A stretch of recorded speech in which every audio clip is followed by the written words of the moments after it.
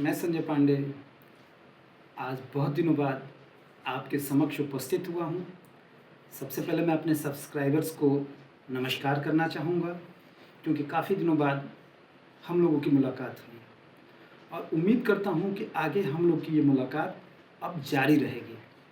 आज मैं आप लोग के सामने एक अंतर लेके आया हूँ। बहुत लोगों में ये कन्फ्यूज़न रहता है कि सती प्रथा क्या है और जौहर प्रथा क्या है। तो मैं आज इस चीज़ को थोड़ा समझाना चाहूँगा, उम्मीद करता हूँ आपको समझ में भी आएगा। सती प्रथा जो है, पहले मैं सती प्रथा को लेना चाहूँ।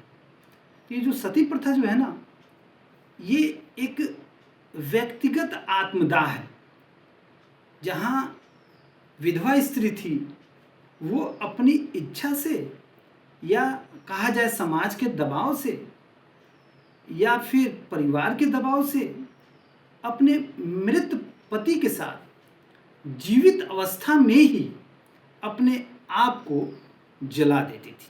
आत्मदाह कह सकते हैं इसका। अगर कहीं साक्ष्य पाया जाए तो सबसे पहला लिखित साक्ष्य जो है मध्य प्रदेश के एरन अभिलेख में पाया गया है। हालांकि समाज की इसे कुरीति ही कहा जाए, और यह प्रथा जो थी भारत की सभ्यता में काफ़ी घुल मिल गई थी। परंतु राजा राम मोहन राय, आप जानते होंगे उन्हें, जो कि ब्रह्म समाज के संस्थापक भी रहे, उनके अथक प्रयास से और काफ़ी लंबा संघर्ष के बाद 4 दिसंबर 1829 को बंगाल सती रेगुलेशन एक एक्ट पास किया गया, जो उस समय के लॉर्ड विलियम बेंटिंग द्वारा पास किया गया। उन्होंने सती प्रथा को अमान्य घोषित कर दिया, अपराध घोषित कर दिया पूरे भारत में, और वहीं से यह प्रथा जो है भारत में बंद हुई। इस प्रकार ये था सती प्रथा, जहाँ एक विधवा को उसकी इच्छा से या फिर जबरदस्ती उसके पति के साथ ही जला दिया जाता था। ये थी भारत की एक सती प्रथा। अब हम चलते हैं जौहर प्रथा पे।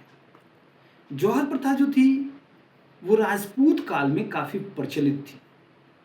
जब योद्धा लोग युद्ध करने जाते थे और वहाँ जब यह पता चलता था कि हमारे राजा हार चुके हैं, उस स्थिति में जो रानियाँ थीं, उनके बच्चे थे, या फिर जो नौकरानियाँ थीं, या फिर जो उस राज्य की लगभग महिलाएं थीं, अपनी आन मान शान के लिए या फिर किसी आक्रांता की दासी ना बन जाएं, उनके साथ यौन शोषण ना हो, इसके लिए एक साथ सामूहिक रूप से एक अग्नि कुंड में कूद जाती थी।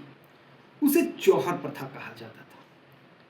पहले के राजघरानाओं में जब राजमहल बनता था तो उसमें बहुत बड़े अग्निकुंड बनाए जाते थे, और राजा जब युद्ध स्थल पे हार जाता था, उसकी सूचना मिलती थी, तो उस स्थिति में सब महिलाएं एक साथ जुटती थीं और उस अग्निकुंड में अपने आप को सामूहिक रूप से आत्मदाह कर देती थीं। ये थी आपकी जौहर प्रथा। आप समझे, सती प्रथा थी जहाँ व्यक्तिगत रूप से एक महिला पति के साथ जलती थी, और जौहर प्रथा वो थी जिसमें राजा के युद्ध में हारने के बाद पूरा सामूहिक रूप से महिलाएं एकत्रित होती थीं और एक बड़े से अग्निकुंड में खुद को जला देती थीं, एक सामूहिक आत्मदाह करती थीं। ये थी आपकी जौहर प्रथा। अब जौहर प्रथा के बाद क्या होता था कि जितने भी राज्य के और नागरिक बचते थे, पुरुष नागरिक जो बचते थे, वो केसरिया पहन के वो आपके राजमहल का दरवाजा खोल देते थे और तलवारें लेके, यानी मृत्यु के लिए बाहर निकल आते थे कि मतलब अंत तक लड़ेंगे।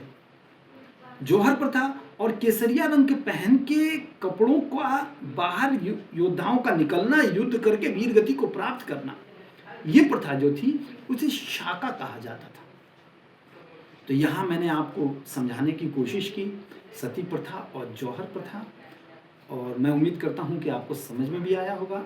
ये अंतर है सती और जौहर में, जिसको लेके काफ़ी लोगों में कन्फ्यूज़न है। फिर मैं जल्द ही मिलूँगा, तब तक के लिए नमस्कार।